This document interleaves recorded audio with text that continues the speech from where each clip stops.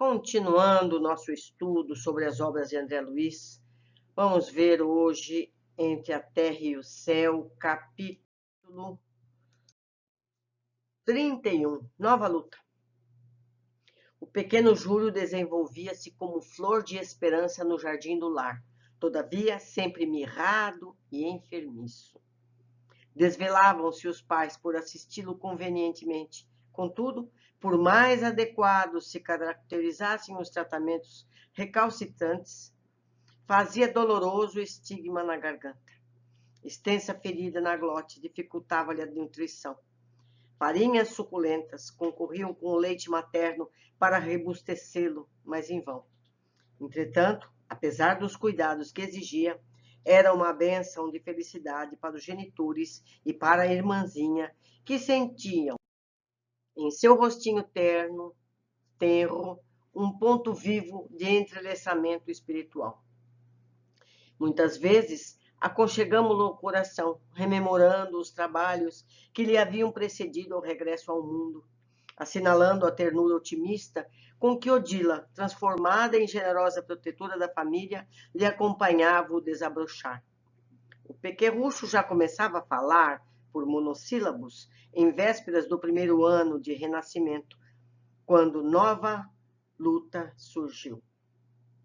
O inverno chegara rigoroso e vasto surto de gripe espalhava-se ameaçador. A tosse e a influenza compareciam pertinazes em todos os recantos, quando um dia, de grande trabalho para nós, eis que a genitora de Evelina veio novamente ao nosso encontro. Dantes procurava assistência para Zulmira, agora demanda auxílio para Júlio. O menino, assaltado por teimosa amidalite, jazia prostrado e febril. Dirigimos-nos incontinente para o lar do ferroviário. Com efeito, o vento soprava, úmido, sobre o largo espelho da Guanabara. As ruas, pela vestimenta pesada dos transeuntes, davam ao rio um aspecto de uma cidade fria. Alcançamos, sem detença, o domicílio de Amaro. O quadro à nossa vista era indubitavelmente constrangedor. Penetramos o aposento em que a criança gemia, semi-asfixiada, no instante preciso em que o médico da família efetuava meticuloso exame. Clarencio passou a reparar-lhe todos os movimentos. A garganta, minúscula, apresentava extensa placa branquicenta e a respiração se fazia angustiada, sibilante. O instrutor meneou a cabeça como se fora defrontado por insolúvel enigma. Colocou a destra na fronte do facultativo, compelindo-o a refletir com maior atenção. Zulmira e Evelina, sem perceber-nos a presença, fitavam o médico preocupados. Após longo silêncio, o clínico voltou-se para a dona da casa, afirmando: creio devamos procurar um colega imediatamente, enquanto a senhora telefona para o marido, chamando-o da oficina. Trarei comigo um pediatra. A torturada mãezinha conteve o custo às lágrimas que lhe borbulhavam dos olhos. O médico tornou-se esmarento à via pública e, enquanto Evelina rápida corria até o armazém próximo para dar ciência ao genitor de quanto ocorria, Zulmira, presumindo-se, a sós, abraçou seu doentinho e, chorando livremente, ciciou: oh, meu Deus, com tanto amor recebi o filho que me enviaste. Não me deixes agora sem ele, Senhor. O pranto que lhe corria na face queimava meu coração. Nada pude indagar em vista da emotividade que me tornara o espírito, mas o nosso orientador, sereno como sempre, exclamou compadecido: a difteria está perfeitamente caracterizada. A deficiência congenial da glote favorece a implantação dos bacilos. É imprescindível o socorro urgente. O instrutor começou a mobilizar recursos assistenciais de maior expressão, quando o ferroviário, desolado, ingressou no aposento. Conversando com a mulher, tentava reanimá-la, quando o pediatra, conduzido pelo colega, deu entrada à humilde residência. Ambos os médicos submeteram o Petis prolongado exame, permutando impressões em voz baixa. O especialista, apreensivo após manifestar suspeita de Krupp, reclamou a análise de laboratório. decidindo transportar consigo o mesmo material necessário à inspeção. Ao sair, prometeu opinar dentro de algumas horas.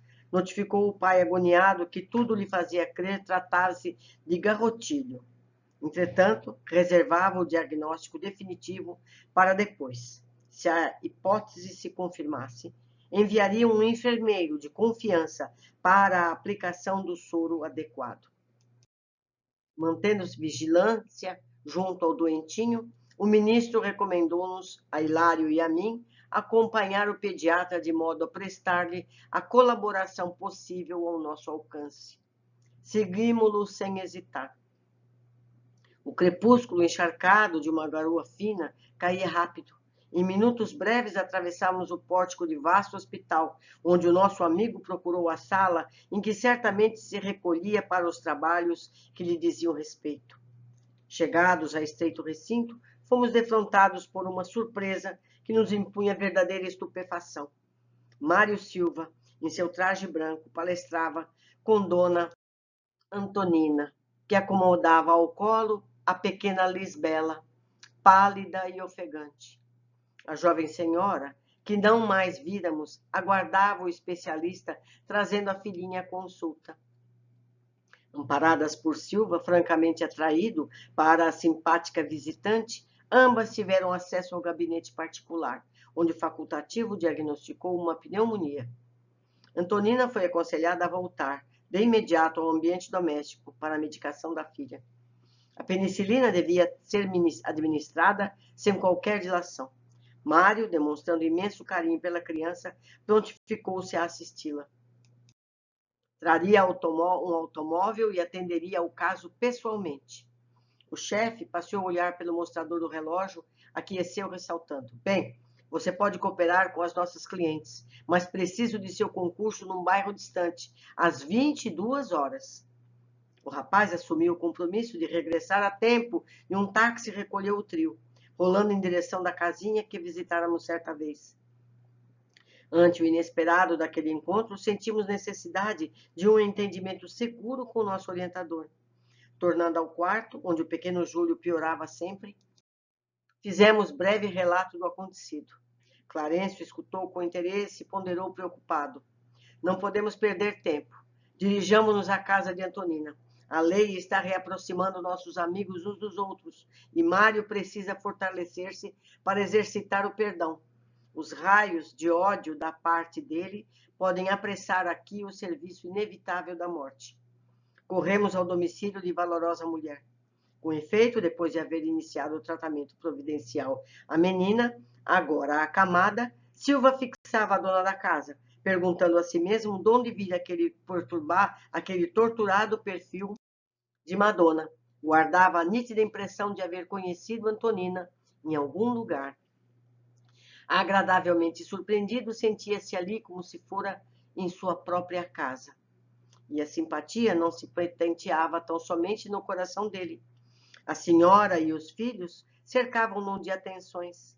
Intimamente deslumbrado, o enfermeiro declarava que viva voz estava experimentando uma paz que há muito não conhecia, com que Antonina se regozijava sorrindo. Percebendo que Haroldo e Henrique se mostravam apaixonados pelas disputas esportivas, deu curso à animada conversação em torno do futebol, conquistando-lhes o carinho. A mãezinha, preparando o café, ingressava no alegre entendimento de quando em quando, a fim de podar o entusiasmo dos meninos, quando a palavra deles se evidenciava menos construtiva. Somente no decurso da afetuosa palestra, viemos a saber que nossa amiga se enviuvara. O esposo, segundo notícias recebidas em metrópole distante, havia falecido num desastre vitimado pela própria imprudência. Lemos no olhar de Silva o contentamento com que obtinha semelhante informe. Começava a registrar insopitável interesse pela vida daquele ninho agasalhante que se afigurava pertencer-lhe. Às 8 em ponto, Antonina, sem afetação, convidou com simplicidade: Senhor Mário, hoje temos nosso culto evangélico. Quer ter a bondade de partilhá-lo? Incompreensivelmente feliz, o rapaz concordou de pronto. A reunião dessa noite foi efetuada ao redor de leito de Lisbela, que não desejava perder o benefício das orações. Um copo de água pura foi colocado junto à cabeceira da pequenina. E, de Novo Testamento em punho, acomodados e companheiros, Antonina recomendou a Henrique que fizesse a rogativa inicial. O menino recitou o Pai Nosso, em seguida pediu a Jesus a saúde da irmãzinha doente, com enternecedora súplica.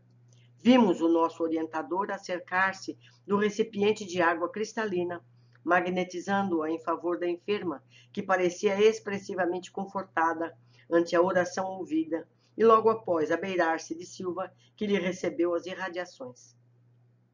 Quem abrirá hoje o livro? Perguntou Haroldo em graciosa malícia, fitando o hóspede inesperado. Certamente nosso amigo nos fará essa honra, disse a genitora, indicando o enfermeiro. Mário, ignorando como expressar a felicidade que lhe fluía do coração, acolheu o pequeno volume sob a atenção de Clarencio, que lhe tocara o buço e as mãos, influenciando-o para a descoberta do texto adequado. O moço, algo trêmulo na participação de um serviço espiritual inteiramente novo para ele, sem perceber o amparo que o envolvia, abriu em determinada passagem, qual se agisse a esmo, passando o livro a Antonina, que o leu em voz pausada, o versículo 25 do capítulo 5 das anotações do apóstolo Mateus. Concilia-te depressa com o teu adversário, enquanto te encontras a caminho com ele, para que não aconteça que o adversário te entregue ao juiz e o juiz te entregue ao oficial, para que sejas encerrado na prisão. O dirigente do culto, que naquela noite se revelava mais retraída, pediu a interpretação dos meninos, que de modo ingênuo se reportaram às experiências da escola, afirmando que sempre adquiriam a paz buscando desculpar as faltas dos companheiros. Haroldo asseverava que a professora sempre sorria contente quando lhe via de boa vontade, e Henrique salientou haver aprendido no culto do lar que era muito mais agradável o esforço de viver em harmonia com todos. A palestra parecia ameaçada de esmorecimento, mas o nosso orientador aproximou-se de Antonina e, impondo-lhe a destra sobre a fronte, como a impeli-la a comentário justo. Haroldo, indagou a genitora de olhos brilhantes, como devemos interpretar um inimigo em nossa vida? O menino replicou sem pestanejar. Mãezinha, a senhora nos ensinou que conservar um inimigo em nosso caminho é o mesmo que manter uma ferida perigosa em nosso corpo. A definição foi bem lembrada, falou a viúva com espontaneidade encantadora. Sem a compreensão fraterna que nos garante o culto da gentileza, sem o perdão que ouvida todo o mal, a existência na terra seria uma aventura intolerável.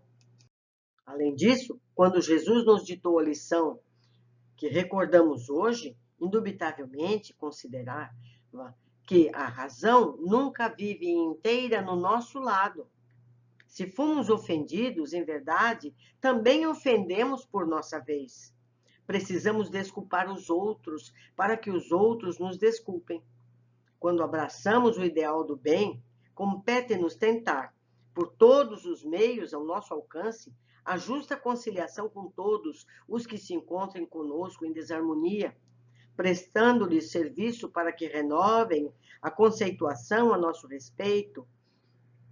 Mais vale para nós o acordo pacífico que a demanda mais preciosa, porque a vida não termina neste mundo, e é possível que, buscando a justiça em nosso favor, estejamos cristalizando a cegueira do egoísmo em nosso próprio coração, caminhando para a morte com aflitivos problemas. Coração que conserva rancor é coração doente. Alimentar ódio ou despeito é estender inominável padecimentos morais no próprio espírito. Silva estava pálido. Aquelas conclusões feriam-lhe fundo o modo de ser. Tão desajustado se revelou, escutando aqueles apontamentos, que Antonina, em se registrando a estranheza, ponderou sorrindo. O senhor, de certo, nunca teve inimigos. Um enfermeiro diligente será, sem qualquer dúvida, o irmão de todos. Sim, não tenho adversários, gaguejou o moço constrangido. Mas a tela mental sem que ele pudesse controlar a eclosão das próprias reminiscências, apareceram Amaro e Zulmira, como os desafetos que ele, no âmago do espírito, não conseguia desculpar. Odiava-os, sim, odiava-os. Pensou em si para consigo. Jamais suportaria um acordo com semelhantes adversários. Entretanto, a sinceridade da interlocutora encantava-o. Aquela viúva jovem, cercada de 3 filhinhos, superando talvez obstáculos dos mais inquietantes para viver, constituía um exemplo de quanto podia edificar o espírito de sacrifício. Em nenhum ambiente encontrara antes aquele calor de fé pura necessário às grandes construções de ordem moral. Além de tudo, laços de vigorosa afinidade impeliam-no para aquela mulher com quem se simpatizara à primeira vista. Por mais vasculhasse as próprias lembranças, não conseguia recordar onde, como e quando a conhecera. Sentia, porém, que a palavra dela lhe impunha indefinível bem-estar. Fitando-a com enternecimento, perguntou: a senhora julga que devemos procurar a conciliação com qualquer espécie de inimigos? Sim, respondeu a interpelada sem hesitar. E quando os adversários são de tal modo inconvenientes que a simples aproximação deles nos causa angústia? Antonina compreendeu que algo doloroso vinha à tona daquela consciência que lhe ouvira a dissertação, ocultando-se, e obtemperou. Entendo que há sofrimentos morais quase intoleráveis. Entretanto, a oração é o remédio eficaz em nossas moléstias íntimas. Se temos a infelicidade de possuir inimigos, cuja presença nos perturba, é importante recorrer à prece, rogando a Deus nos conceda forças para que o desequilíbrio desapareça, porque então um caminho de reajuste surgirá para a nossa alma. Todos necessitamos de alheia tolerância em determinados aspectos de nossa vida. Os olhos de Mário cintilaram. E quando o ódio nos avassala, ainda mesmo quando não desejemos? Inquiriu preocupado. Não há ódio que resista os dissolventes da compreensão e da boa vontade. Quem procura conhecer a si mesmo desculpa facilmente. Silva empalidecera. Antonina percebeu que o tema lhe fustigava o coração e, amparada por nosso instrutor, que a enlaçava paternal, rematou considerando. Um homem, porém, na sua tarefa, é um missionário do amor fraterno. Quem socorre os doentes penetra a natureza humana e entra na posse da grande compaixão. As mãos que curam não podem ferir. Em seguida, o primogênito da casa fez a prece de encerramento. A viúva serviu café confortante, acompanhado de um bolo humilde.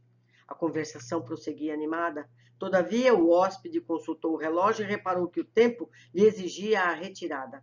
Deu instruções a Antonina quanto à medicação da doentinha e pediu respeitoso para voltar no dia imediato, não somente para reaver Lisbela, mas também para palestrar com os amigos.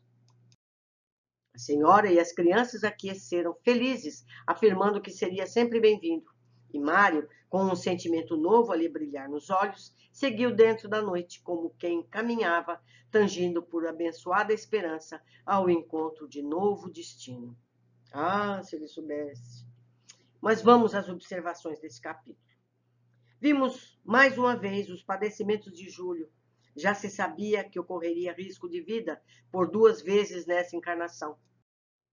Nesse capítulo, nos traz a eficiência da rede de relações que todos temos. Almas que precisam ajustes se aproximam, mais cedo ou mais tarde, cumprindo as determinações do alto.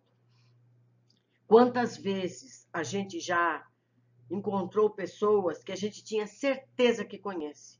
Eu conheço, não sei de onde, e não foi dessa vida, mas a gente tem certeza. E essa certeza, às vezes, é positiva, é um afeto, e às vezes não, é uma antipatia. As razões estão no passado. O importante é que devemos reconsiderar sempre. Como disse Jesus, procurar acertar enquanto estamos caminhando juntos. Foi um capítulo de muito entendimento. Espero que possamos aproveitar sempre.